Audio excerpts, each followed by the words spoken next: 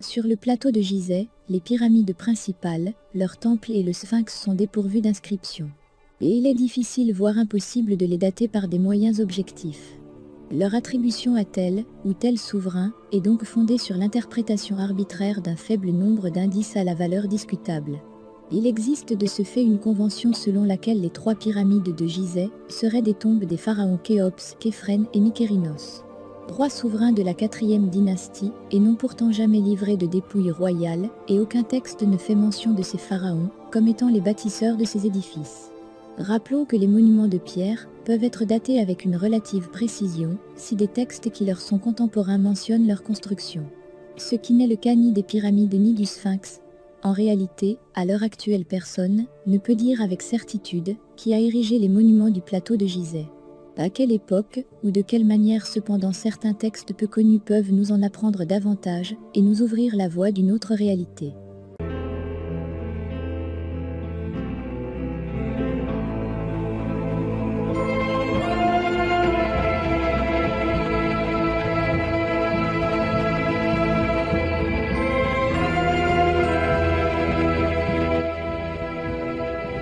L'histoire de Suez, c'est l'histoire d'une ambition.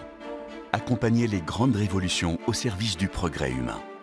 C'est le récit de centaines d'innovations qui contribuent à améliorer la santé des hommes, à préserver leur environnement et les ressources essentielles à leur vie. L'histoire de Suez débute il y a 160 ans. En 1869, Suez devient le nom d'un canal. Un projet lancé en 1858 qui a mobilisé durant 11 ans les meilleurs ingénieurs de l'époque. Et c'est déjà l'incarnation d'une vision, celle de Ferdinand de Lesseps. En créant la Compagnie universelle du canal de Suez, il a l'ambition folle de réaliser le rêve millénaire des pharaons, relier l'Orient et l'Occident, en ouvrant un canal de 160 km entre la mer Rouge et la Méditerranée. Dès sa mise en service, le canal de Suez est une révolution dans les échanges mondiaux. Le canal de Suez, c'est le début de notre histoire. It's the beginning of our industrial adventure and the birth of our name, Suez. But it's much more than this. Es la voluntad de participar en la construcción de un mundo nuevo. De un bienestar compartido por todos que nos motiva día a día.